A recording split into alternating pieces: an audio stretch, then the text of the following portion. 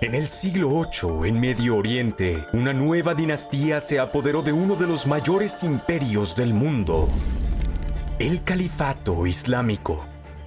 Aunque poco recordados en Occidente hoy en día, los abásidas gobernaron durante 5 siglos. Supervisaron una era de dominación militar islámica, construcción de ciudades, brillante erudición e innovación tecnológica. Ha llegado a ser recordada como la era de oro del Islam. Esta es la historia del Califato Abásida.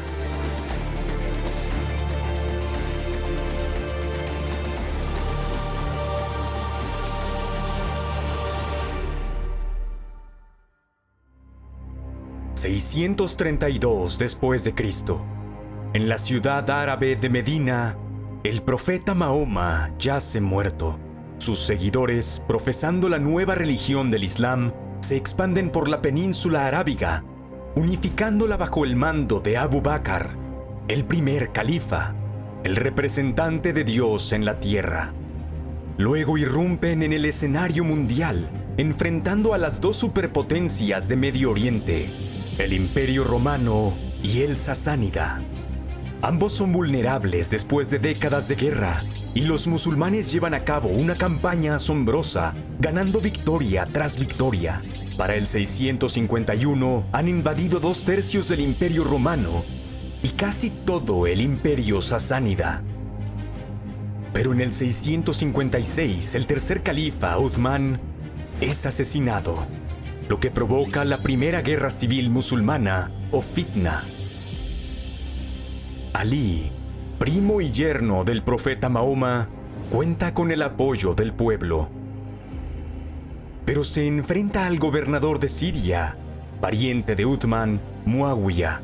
5 años de derramamiento de sangre culminan con el asesinato de Ali en Kufa. Muawiyah emerge triunfante y establece un nuevo califato omeya. Nuevas conquistas ayudan a forjar uno de los mayores imperios de la historia, pero está dividido por más guerras civiles. Un desafío proviene de Husayn, hijo de Ali y nieto del profeta Mahoma. Él se opone a la sucesión del hijo de Muawiyah, Yazid. Pero en el 680, él y sus seguidores son derrotados y asesinados en la batalla de Karbala. Los partidarios de Ali y sus descendientes se convertirán más tarde en los chiitas. Todavía conmemoran la muerte de Husayn cada año, en el día de Ashura. El vasto califato omeya sigue expandiéndose, pero contiene serias divisiones internas. Mucho de lo que sabemos sobre el califato omeya proviene de fuentes posteriores, a menudo hostiles. Pero parece claro que la pequeña élite árabe y musulmana que domina este gran imperio era cada vez más impopular entre muchos de sus súbditos, incluidos algunos de los llamados dhimmi. Estos eran no musulmanes, incluidos cristianos, judíos y zoroastrianos, que eran tratados como una clase inferior y debían pagar impuestos adicionales. Incluso aquellos que se convertían al Islam, conocidos como mawali, a menudo eran tratados como súbditos de segunda. Décadas de descontentos estaban a punto de estallar. El símbolo de la autoridad omeya era su estandarte blanco. Pero en el 747 un nuevo símbolo se levanta para desafiar su dominio: el estandarte negro de los abásidas.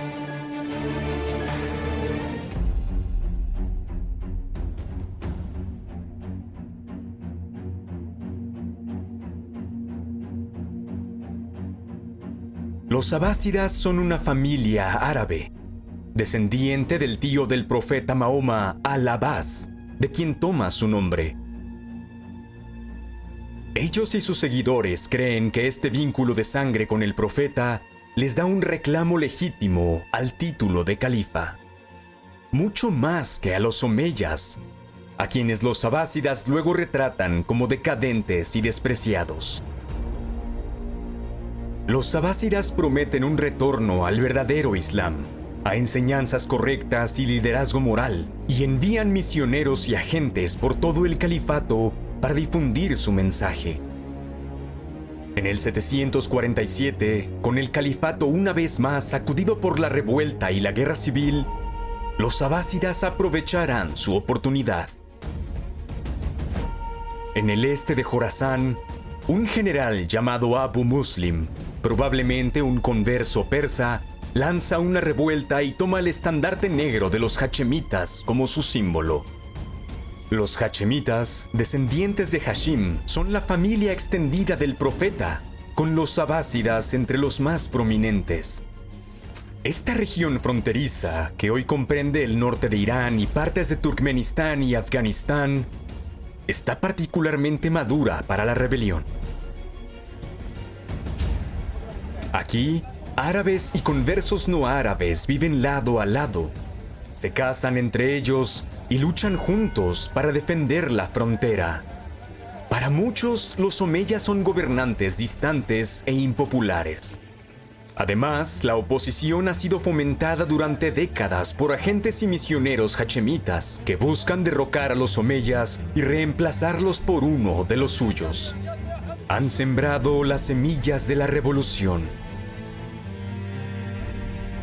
Así que cuando Abu Muslim comienza su revuelta, rápidamente atrae seguidores, árabes, persas y centroasiáticos, muchos de los cuales son guerreros experimentados, y demuestra ser un brillante comandante, ganando una serie de victorias sobre las fuerzas omeyas y ocupando Kufa, la capital de Irak, en 749.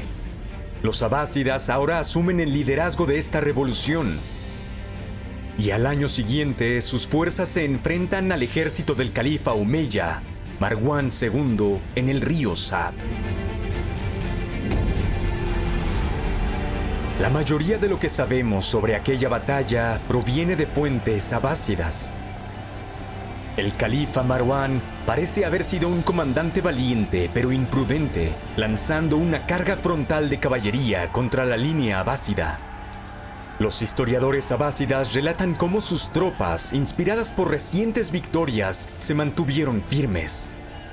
Sus muros de lanzas repelieron a la caballería y el ataque terminó en desastre. La moral omeya se quiebra y su ejército es derrotado. El propio Marwán huye de la batalla, pero es perseguido y asesinado en Egipto. Otros omeyas son igualmente cazados y exterminados. Incluso las tumbas son profanadas. Un miembro sobreviviente de la dinastía, Abd al-Rahman, huye a España. Unos años después se establece el Emirato de Córdoba, una segunda dinastía omeya que florecería en Iberia por siglos. Mientras tanto, Abul Abbas al-Safá se convierte en el primer califa abásida, aunque les tomará más de una década consolidarse en el poder. Al-Safá traslada la residencia del califa de Harrán a Kufa, más cerca de la base del poder abásida en Persia. En el 751 envía un ejército para frenar la expedición hacia el oeste de la dinastía china Tang. La campaña culmina en una sangrienta victoria en la batalla de Talas, pero también marca el límite de la expansión hacia el este del califato. Muchos de los que ayudaron a derrocar a los omeyas buscaban el fin del gobierno hereditario y el retorno a califas elegidos de entre un grupo de élite. Pero se llevarán una decepción. En el 754, Al-Safá es sucedido por su hermano Al-Mansur. Los abásidas serán la nueva dinastía gobernante y Al-Mansur demostrará ser uno de sus mayores califas. Pero su reinado comienza de manera poco auspiciosa con la ejecución del brillante y popular general Abu Muslim, ahora considerado un rival potencialmente peligroso. Al-Mansur enfrenta la rebelión de los alíes, un poderoso clan descendiente del yerno del profeta, Ali. Ellos resienten el creciente poder dinástico de los abásidas y presionan su propia reivindicación para gobernar. Al-Mansur aplasta la última gran revuelta alí en el 762, marcando el inicio de una era de estabilidad, prosperidad y paz. Ese año ordena la construcción de una nueva capital a orillas del río Tigris. Oficialmente será conocida como Madinat as-Salam, la ciudad de la paz. Se convertirá en su mayor legado, una ciudad que será una de las glorias del mundo medieval. Bagdad.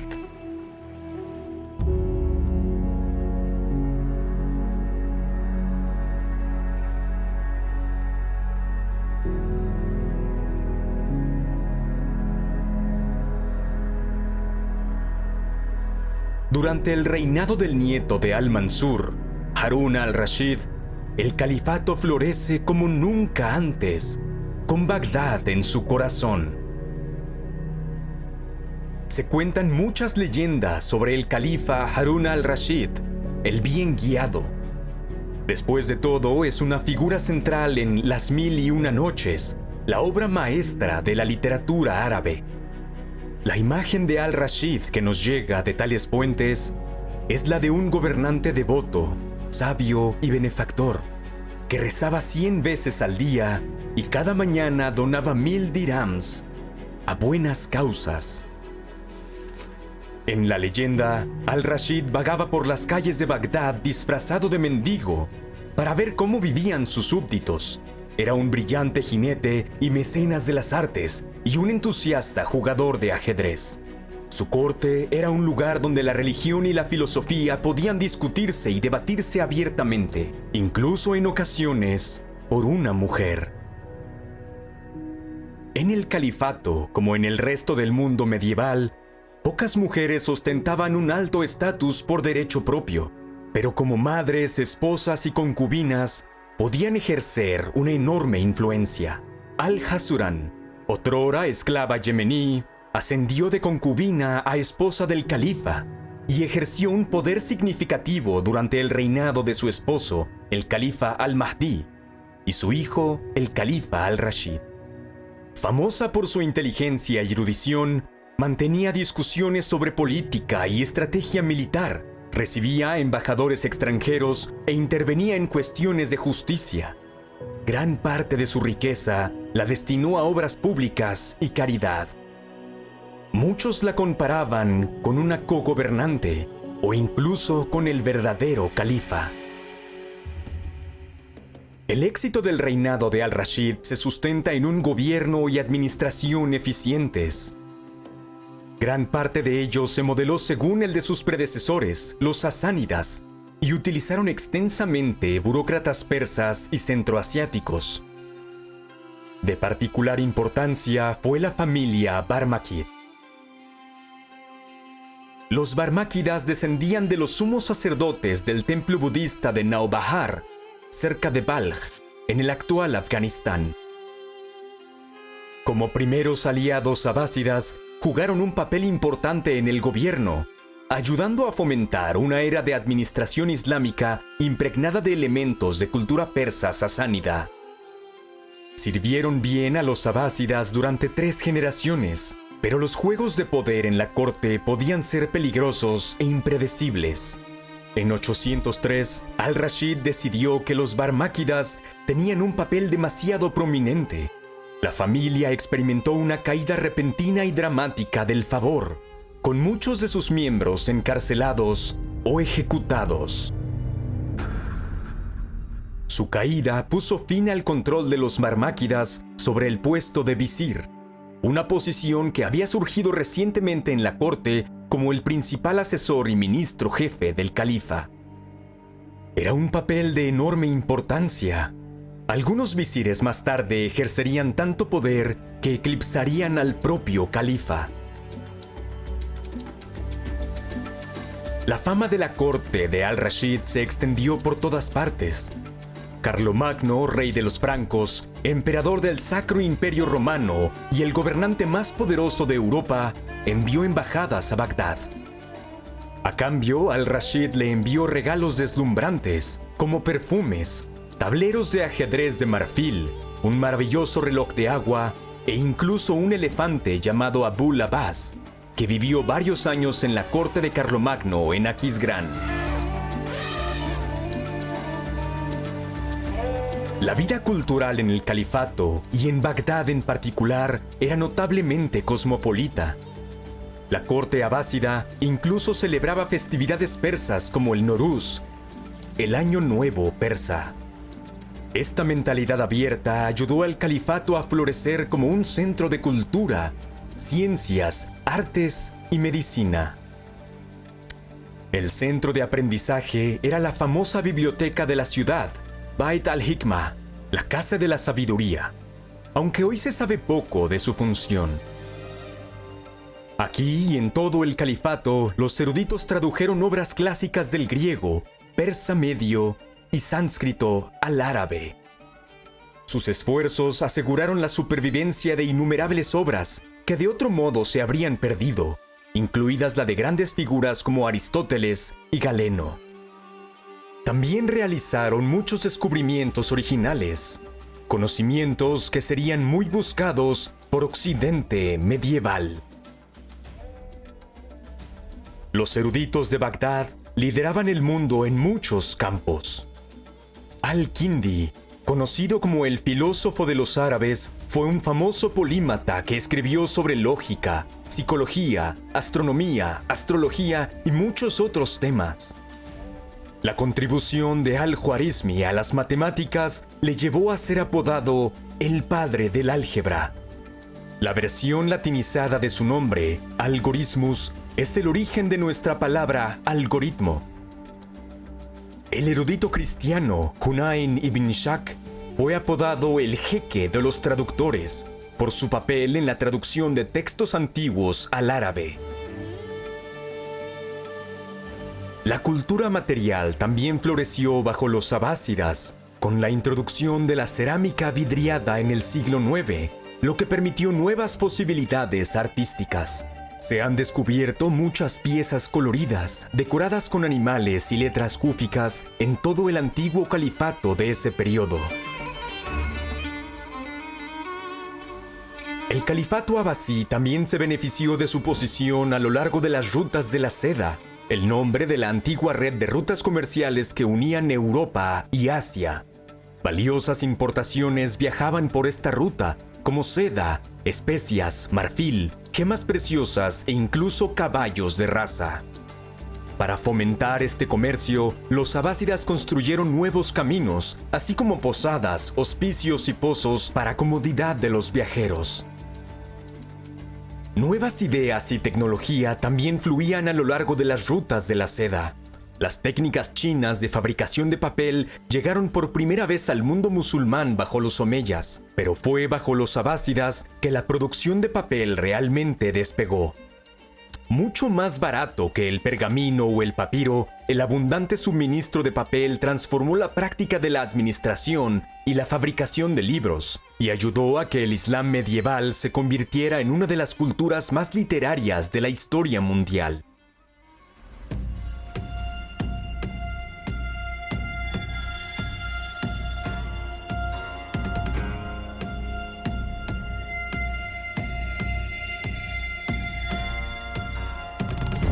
En el siglo VII, las primeras conquistas árabes habían empujado la frontera del Imperio Romano hasta las montañas del Tauro. Desde entonces, el califato y el imperio habían estado en guerra casi perpetua, con frecuentes incursiones de ambos lados a través de la frontera siria. 2 veces los árabes incluso habían sitiado la propia Constantinopla, pero no lograron tomarla. En el 782, el propio Al-Rashid había liderado una fuerza abásida hasta las orillas del Bósforo. Para el 804, el Imperio Romano pagaba tributo anual al califato. Cuando el emperador Nicéforo detuvo los pagos, un ejército abásida cruzó las montañas del Tauro y tomó a su ejército por sorpresa en Crasos. Los romanos sufrieron una gran derrota. El propio emperador tuvo suerte de escapar con vida. El ciclo de incursiones y contraincursiones continuó por años, con al-Rashid incluso trasladando la capital abásida a Raqqa para estar más cerca. Pero esta fijación en su rival al oeste pudo haber cegado al califa ante los problemas en el este. En el 809 llegaron noticias de una revuelta en Jorasán. Fue mientras viajaba al este para enfrentar esta rebelión que el califa Harún al-Rashid enfermó y murió. Su reinado de 22 años llegaría a ser visto como una edad de oro para el califato abasí. Un tiempo de prosperidad, estabilidad y logros intelectuales y culturales. Pero los propios esfuerzos de al-Rashid para asegurar una sucesión pacífica estaban a punto de fracasar desastrosamente y sumir al califato en una nueva guerra civil.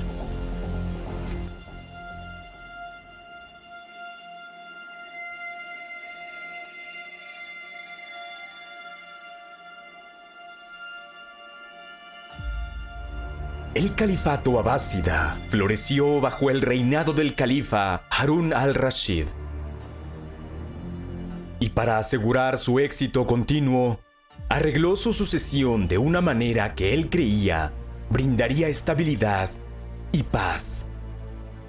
Su hijo Muhammad sería su heredero, pero en un movimiento común desde la época de los omeyas, también nombró a otro hijo, Abdullah, como heredero de Muhammad, lo que resultó ser una receta para el desastre. En el 809, en Bagdad, Muhammad sucedió a su padre como califa, tomando el título de Al-Amin, el confiable.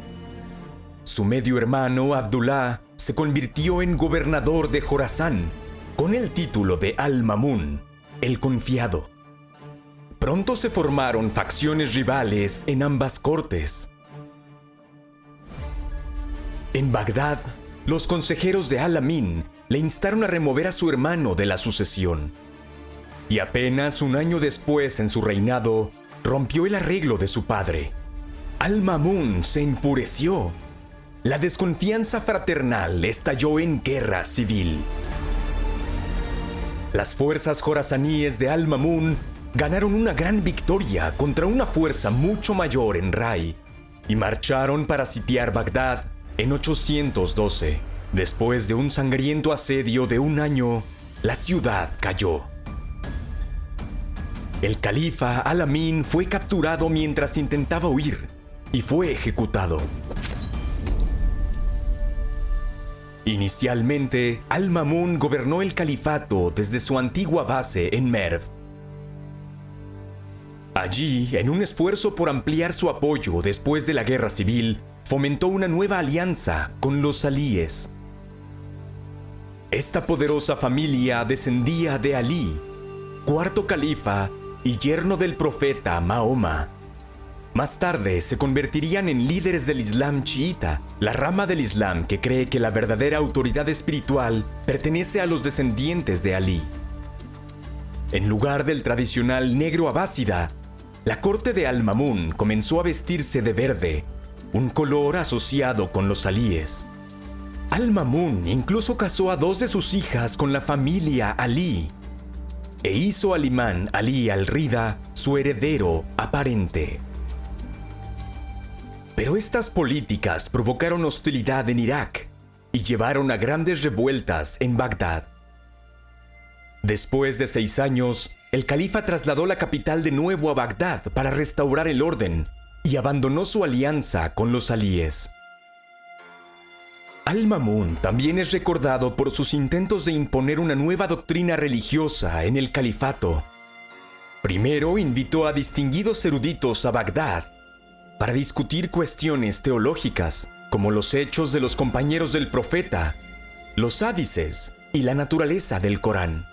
Sin embargo, su declaración de que el Corán fue creado por Dios en algún momento, en lugar de ser coeterno con Dios, encontró una amarga resistencia. Siguieron 18 años de persecución religiosa, un periodo conocido como la Mina o Inquisición, que vio a eruditos disidentes encarcelados o ejecutados. En el 833, Al-Ma'mún fue sucedido por su hermano, que tomó el título de Al-Mutasim. Él demostraría estar mucho menos interesado en el debate teológico que en el choque de armas.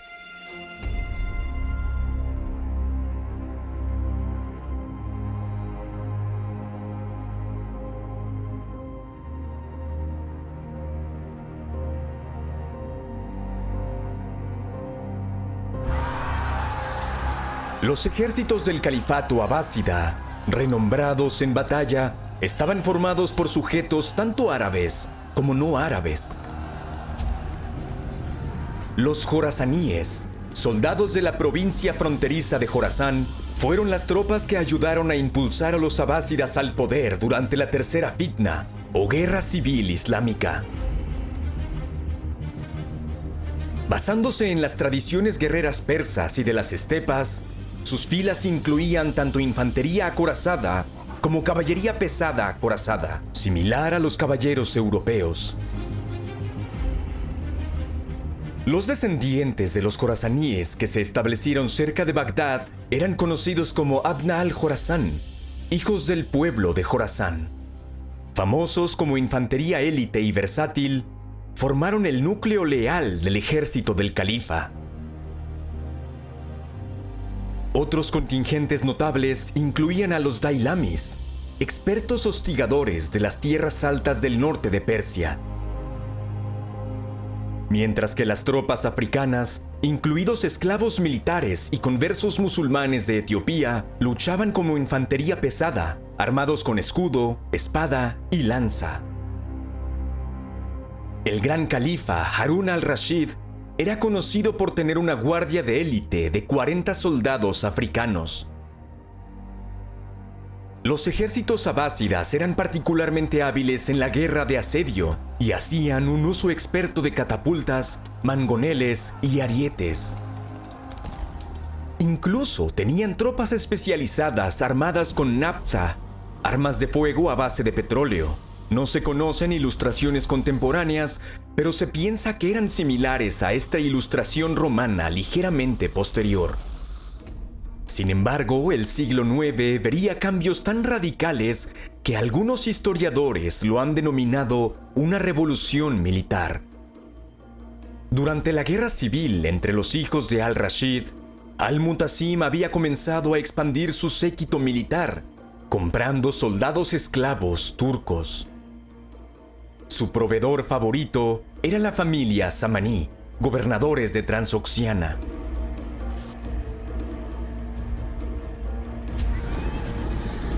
Estos soldados esclavos eran secuestrados de sus aldeas siendo niños o comprados en mercados de esclavos y luego enviados para un entrenamiento militar intensivo junto con una educación islámica. Emergían como formidables jinetes y arqueros montados extremadamente hábiles. Al-Jahiz, un contemporáneo, escribió sobre ellos con asombro. Los turcos son tan buenos como los demás con la lanza, y además, si 1000 de sus jinetes están bajo presión, dispararán todas sus flechas en una sola carga y derribarán a 1000 jinetes enemigos. Ningún cuerpo de hombres puede soportar tal prueba. Los historiadores disputan la cronología exacta, pero en algún momento del siglo IX, estos soldados esclavos turcos, conocidos como mamelucos, llegaron a formar un cuerpo de élite dentro del ejército abásida, uno que era personalmente leal al califa y podía ser usado para intimidar a sus rivales políticos.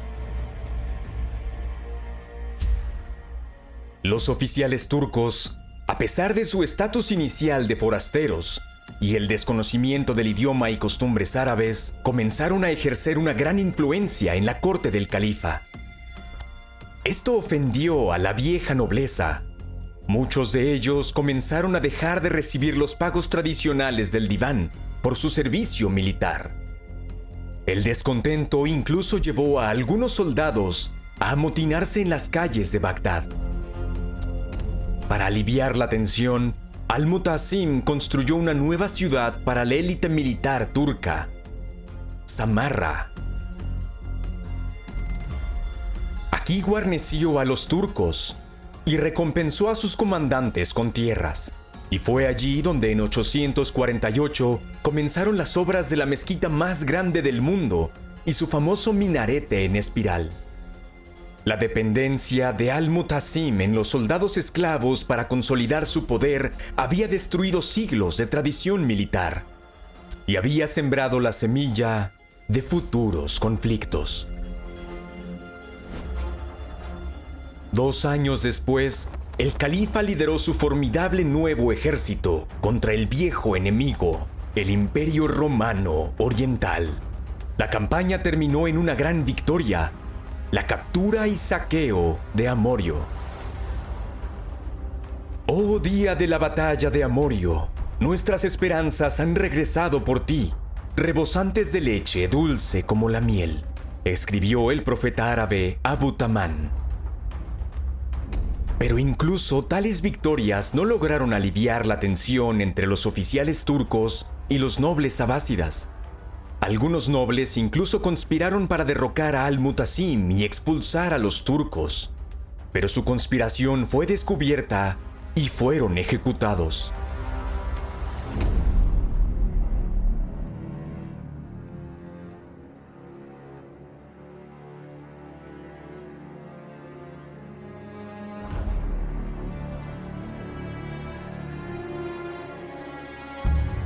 Al-Mutasim fue sucedido por su hijo mayor, Al-Wathik.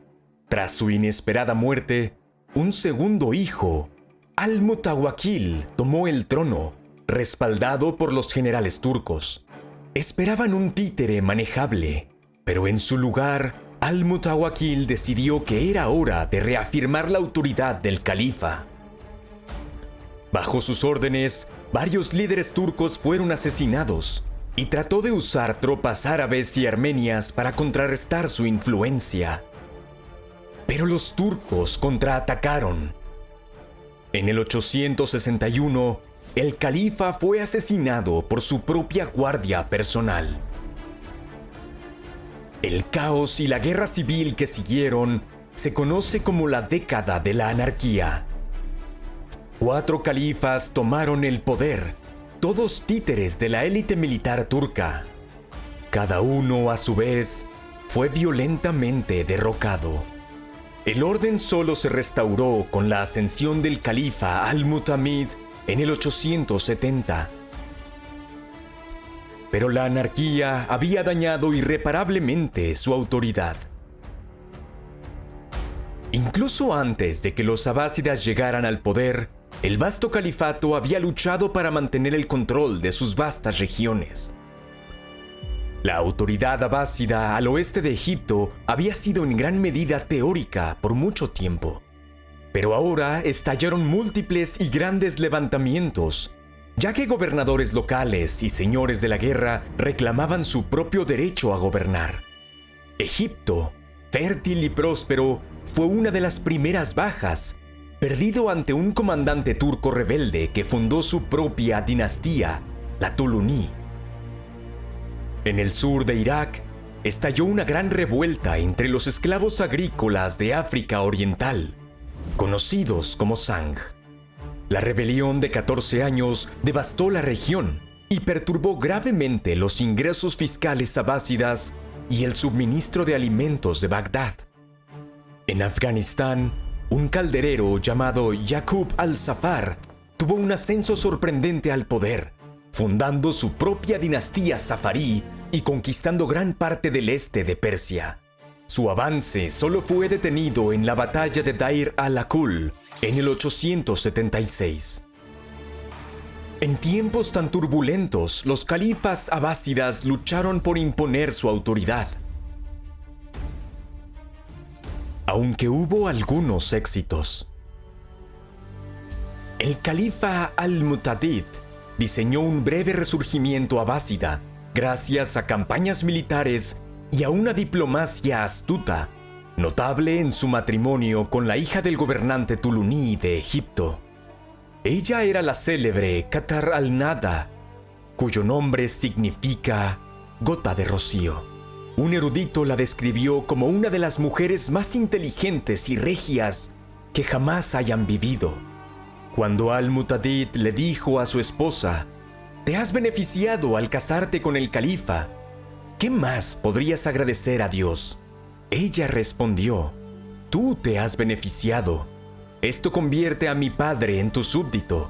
¿Qué más podrías agradecer a Dios?». Su audaz respuesta era un signo de su carácter, así como del delicado nuevo equilibrio de poder entre los califas abásidas y alguno de sus súbditos más poderosos. Durante el reinado del hijo de Al-Mu'tadid, Al-Muqtafi, el Egipto tuluní fue completamente reabsorbido en el califato abásida. Pero en otros lugares, las noticias eran desalentadoras. La autoridad abásida colapsó en Arabia, donde un grupo chiita, los cármatas, incluso comenzaron a atacar a los peregrinos en su camino a la sagrada Meca. En el 930 robaron la piedra negra, el Sancta Sanctorum de la Kaaba, un golpe terrible para el prestigio abásida. En Asia Central, los persas samánidas tallaron su propio imperio y declararon su independencia. Este fue el apogeo del llamado Intermezzo persa, cuando las dinastías persas nativas gobernaron en Persia una vez más.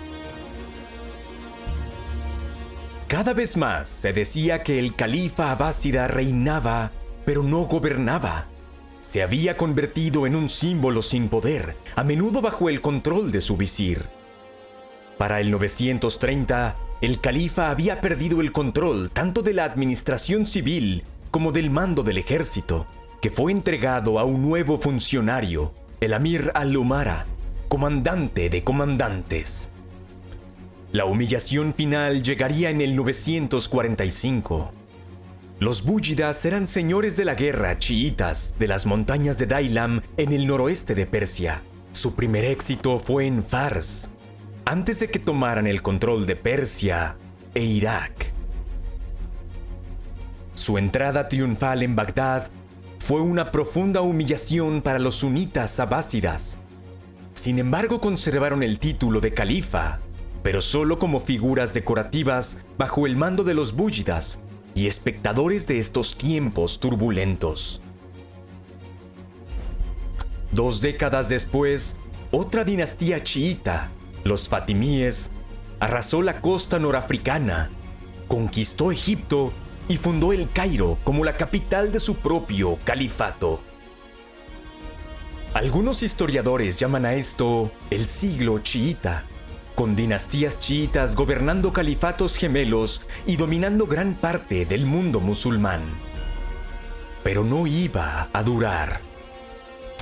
Un nuevo y peligroso poder sunita estaba a punto de surgir de Asia Central: los turcos selyúcidas.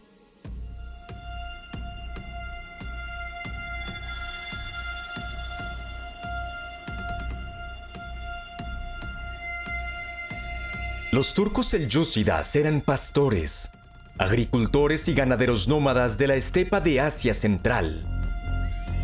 Eran guerreros feroces que se convirtieron en campeones del Islam suní. A finales del siglo X, posiblemente en respuesta al cambio climático, irrumpieron hacia el sur en Jorasán. El imperio gaznávida, sucesor de los samaníes, fue el primero en caer. Los turcos selyúcidas eran imparables, avanzando hacia el oeste a través del altiplano persa, tomando Bagdad y derrocando a los búyidas, aplastando a un ejército romano en Manzikert y forjando el gran imperio selyúcida. Su triunfo fue atenuado por la llegada de los cruzados europeos, quienes tomaron Jerusalén en 1099 y crearon una serie de estados cruzados. Una secta chiita, envuelta en leyenda, contraatacó a los selyúcidas con una precisión mortal. En 1092, Nizam al-Mulk, visir del Imperio Selyúcida, fue asesinado por la Orden de los Asesinos, un escuadrón de la muerte disfrazado de místicos sufíes. Los asesinos, o Hashashin, como se les conoce en árabe, eran una nueva orden militar ismaelí, formada en las montañas del noroeste de Persia. Enfrentándose a enemigos poderosos, pero sin un ejército propio, recurrieron al subterfugio y al asesinato para lograr sus objetivos. Se cuentan muchas historias fantásticas sobre los asesinos, pero la orden era real y temida, responsable de decenas de asesinatos políticos durante los 2 siglos siguientes.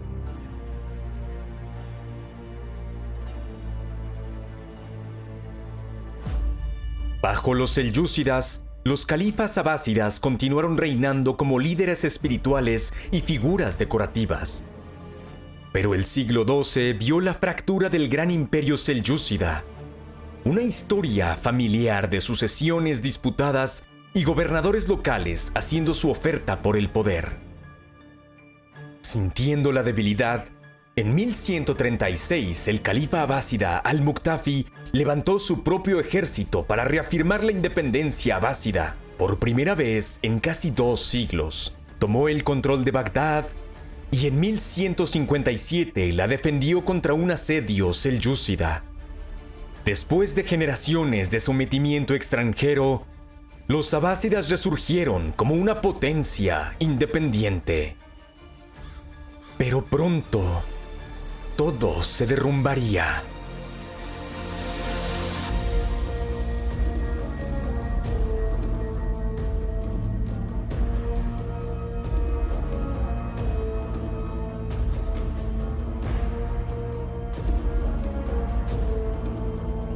En el siglo XIII, una nueva fuerza del este arrasó el mundo islámico, dispersando ejércitos y destruyendo cada ciudad que no se les sometía.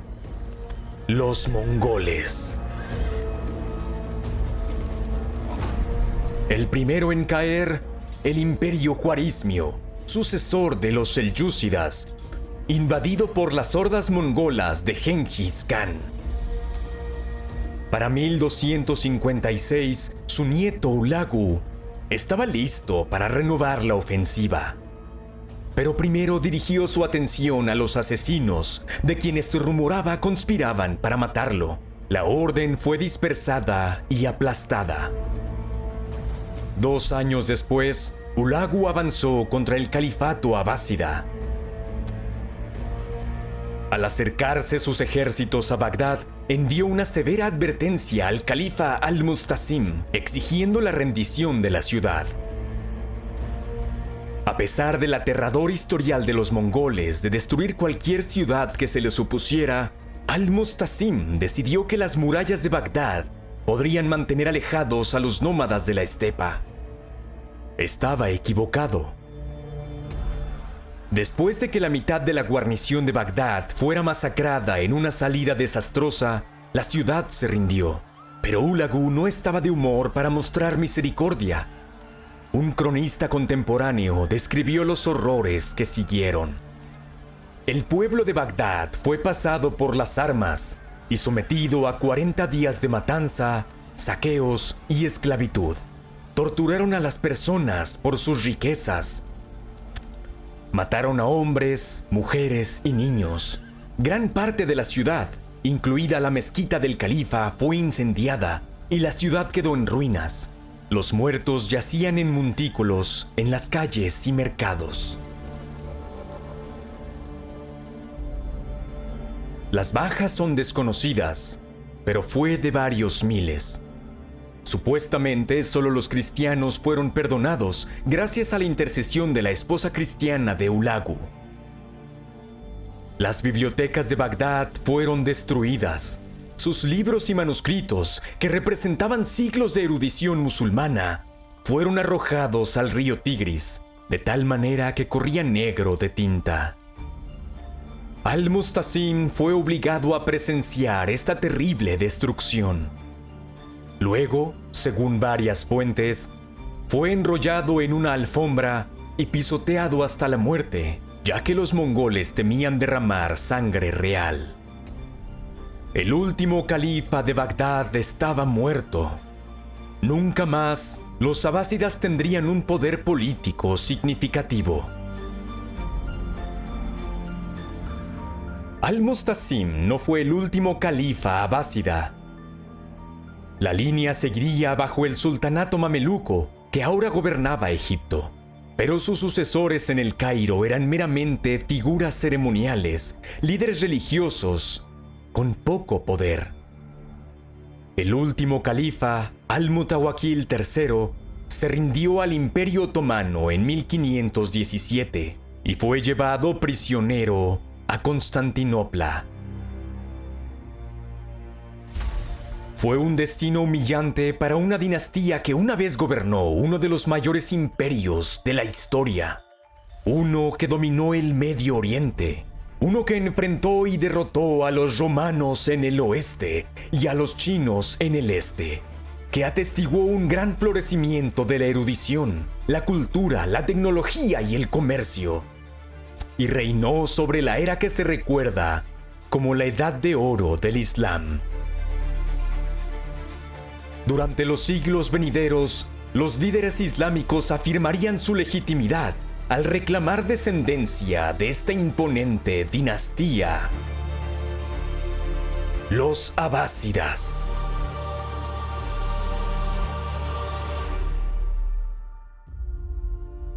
Si el video te gustó, no olvides compartirlo, darle like y suscribirte a Historia Épica.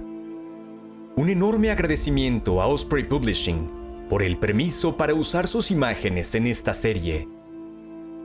Gracias también al asesor histórico de la serie, el profesor Antoine Borrut de la Universidad de Maryland. Puedes encontrar más información sobre sus proyectos y publicaciones a través de la página web de la universidad en el enlace en la descripción. Gracias a los seguidores de Epic History en Patreon que hacen posible este canal.